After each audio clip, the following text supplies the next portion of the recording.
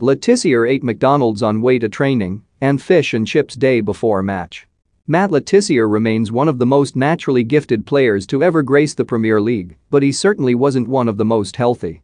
Tissier had Southampton fans on the edge of their seats throughout the entirety of his legendary 16-year stint at the club, scoring 209 times in 540 games and producing countless goal-of-the-season contenders. And what made his genius all the more fascinating was the carefree attitude that accompanied it both on and off the pitch.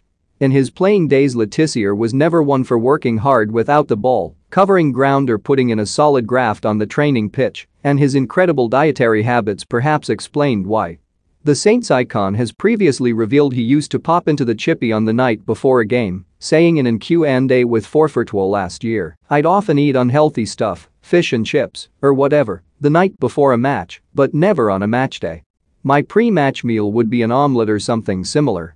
And during an appearance on Tubes and Ange Golf Life in February 2020, Tissier explained how he would often arrive at Southampton training straight after a morning trip to McDonald's. Where do you rank Matt Tissier amongst the best Premier League players ever? Let us know in the comments section below. "I did used to have sausage and egg McMuffins on the way to training," he said.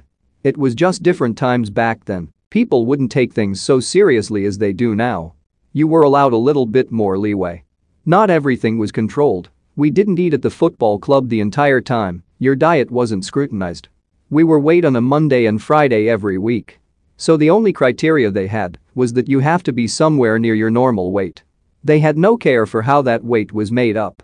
Body fat percentage wasn't a thing back in our day. We didn't have trackers that tell you how many kilometers you ran in a football match, thank Christ.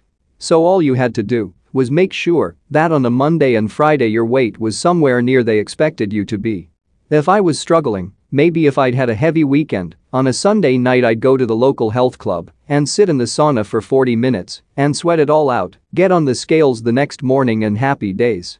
On the McMuffins, he added, "Do you know what, there were a couple of times actually where I did leave it a little bit too late. I'd have these 2 sausage and egg McMuffins, and within 20 minutes I'd be out on the training ground. Then when I started warming up I'd get these dizzy spells where I was just like, I don't feel very good here, what's that about? I had one of these spells, and the physio came over and he went, 'Are you alright?' I said, 'No, I'm feeling a bit dizzy.' And he went, 'Did